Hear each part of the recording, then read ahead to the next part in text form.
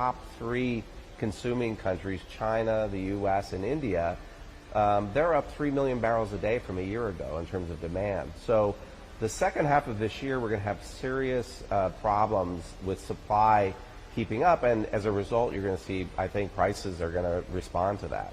Could we see a return to 80, 90, possibly even $100 a barrel, or is the recession risk going to take the edge off any price spike? Yeah, I think so. I think the market was kind of, on the demand side, the market was kind of looking at, waiting for some hard evidence, and I think they're starting to see it in the demand, or the inventory data that has been released over the past week.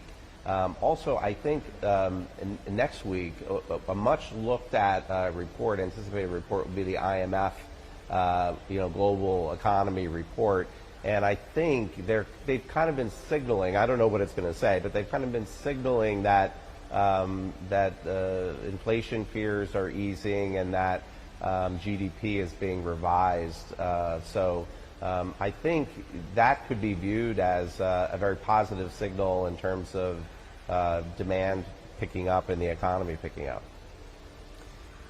What are the demand signals telling you coming out of China, and to what degree does the post-pandemic economic rebound, which is faltering, introduce downside risk to the price outlook? Yeah, so China is actually doing much better in terms of demand than I think the paper market is anticipating. I know there's a lot of attention to the manufacturing data, which is mixed.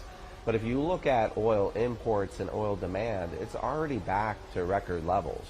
And India and China combined will make up 2 million barrels a day of demand pickup in the second half of this year.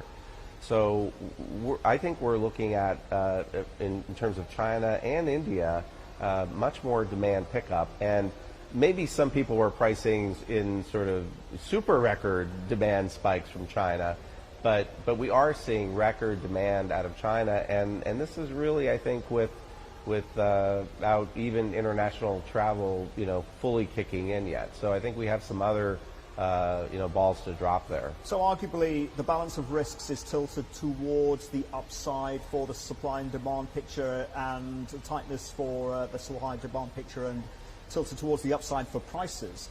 Where do we end the year then, Joe, in terms of the pricing environment, in your opinion? Well, we're not in the pricing business at the IEF, but I think, we're already at $80 yes. today because of the inventory data that we're starting to see.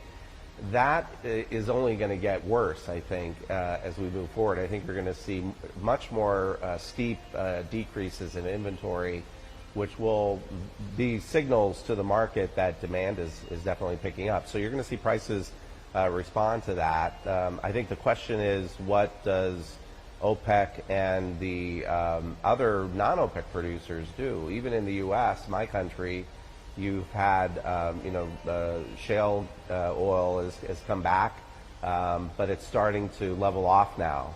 And actually the drilling data is starting to fall off the 10 of the last 11 weeks. And so if they're not drilling, you're not going to be getting any more oil from the U.S. What are the other countries in the non-OPEC side of the equation that will be stepping in to provide supply to the market?